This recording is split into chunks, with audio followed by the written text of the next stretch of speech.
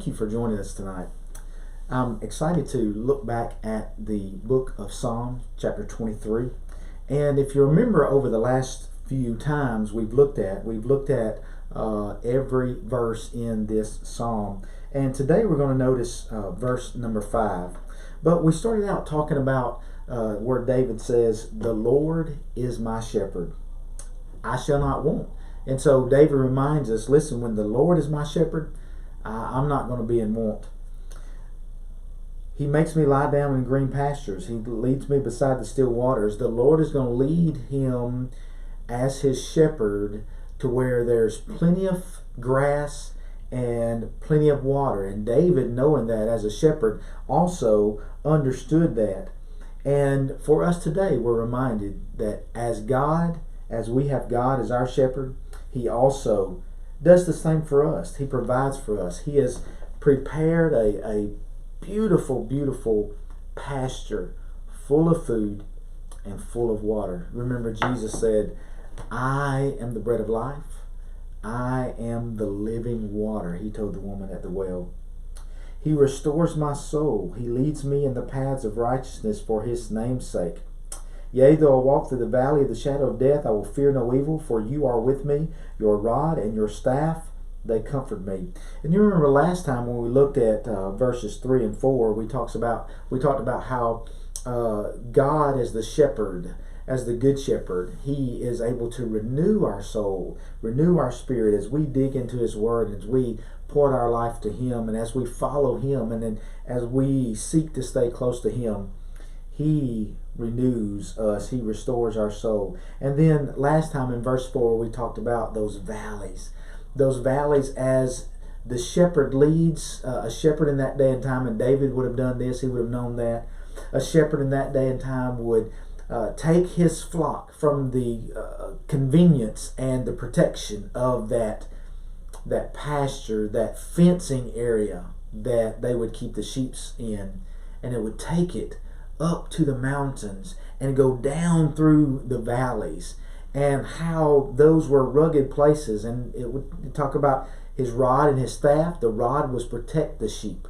The staff was to guide the sheep and turn the sheep the way that they needed to go so that they wouldn't fall off the side. And now verse 5 is what I want us to look at tonight, and just a powerful, powerful view. And I've had the opportunity, I was given this book that was written by Philip Keller, who tells the story as a shepherd, and he himself had been a shepherd. And so I want to share some things with you I learned about what he describes about shepherding, is in particularly from verse number 5. Psalm 23 and verse 5, David writes, "You prepare a table before me in the presence of my enemies. You anoint my head with oil. My cup runs over." And so as we think about this table, I'm sitting here tonight at my dining room table, and I wanted us to think about, I don't have food here tonight, but I wanted us to think about these tables when we sit down at the lunch table or the supper table. You may say dinner table. Either way, our table is full of food. And it's provided by those who have spent time and effort in the kitchen preparing that meal. And so he says, "You prepare a table before me in the presence of mine enemies." Now here's an interesting thing I learned from Keller as I read through the chapter on this, is that what shepherds would do is that they would go and they would find this mountain pasture. They would find these areas on top of the mountain, and it was kind of like a tabletop. In fact, he said in many cultures, the Spanish name mesa means table. And many shepherds, those in parts of Africa, those in parts of Europe, those in the western United States, he even said, there are these plateaus up on these mountaintops, and the shepherds would refer to that as the tabletop of the mountain. And so the shepherd is leading these sheep up to the tabletop. That's why they go down through the valley. And he guides them through those areas to get to that tabletop where there's the plush grass and there's water there. And there's this spread, this table spread. You prepare a table before me. He even said that a shepherd would make several trips to that plateau, to that tabletop, preparing that for his sheep.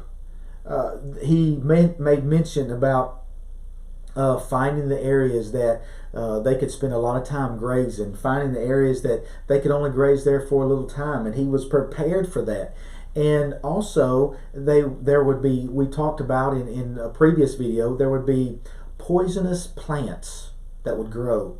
And so that shepherd would go and even take their kids and family and different people to help and go around and plucking up that poison, preparing that tabletop on that mountain for the sheep. And I thought that was interesting, as the shepherd went before the sheep, preparing multiple times for when that sheep got there, to help that sheep to avoid the poisonous plants.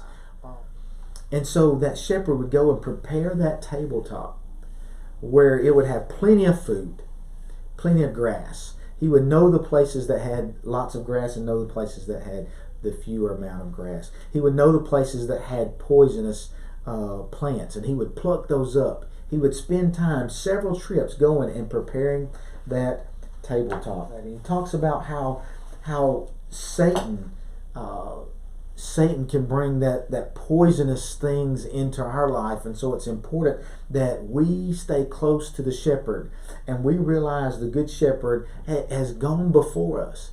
He's gone before us, preparing things to help us when we get there. It's also interesting that as I think about this, he tells a story about when he experienced these cougars. Because as I thought about that, I thought, how can he protect all of those sheep? Some sheep are going to fall. Some sheep are going to fall off the cliff. Some sheep are going to be attacked by the predators. And there were all kinds of predators up there. But he talked about mountain cougars and how these cougars would attack these sheep. But it's interesting. Very similar to the way Satan works. These cougars would set up above this mountaintop, watching the sheep, waiting for that opportune moment. And Keller says in his book that a lot of times these cougars would come in and take one of these sheep before it could even make a bleat or a sound to alert the shepherd. But the ones that the cougars would take were the ones that were out on the fringe. The sheep that were out on the edge. The sheep that may not be as close to the group. And he would talk about how the sheep would devour them. And sometimes the sheep would pull them, or the cougar would pull the sheep away. The cougar would devour the sheep. The cougar would pull the sheep away. And like a house cat plays with a mouse, he would play with that sheep until finally he killed it and devoured it. But it were the sheep on the edge. So where are you in your relationship with the Lord? Where are you in your relationship with God's family? Are you on the outskirts? Are you on the fringe, on the edge? Beware. Because just like that cougar, that's the way Satan works. He wants to pull us away. He wants to attack us. He wants to devour us. But the good shepherd is going to prepare this table for us. So stay close. Stay close to the family. Stay close to the shepherd. That's the safest place.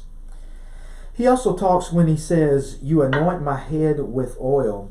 It's interesting that he talks about during the summer season, summertime, and the fly season, and these flies would get around these sheep and get around their head and just pester the hound out of them.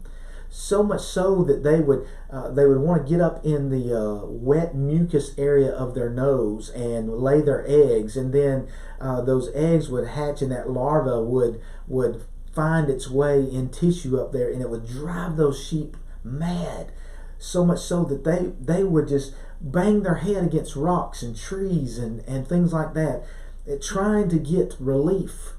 And he said that they many times would kill themselves trying to find relief from that pestilence. And so these shepherds would take some sort of oil mixed with some other things. And I have here a bottle of olive oil, for that was one type of oil that in maybe in the Middle Eastern area that they would use. But they would use some type of oil mixed with some other herbs and minerals, and they would mix that together, and they would rub it all over the sheep's head and around its nose, so that sheep could go and enjoy that wonderful table spread of grass and water that the shepherd had prepared.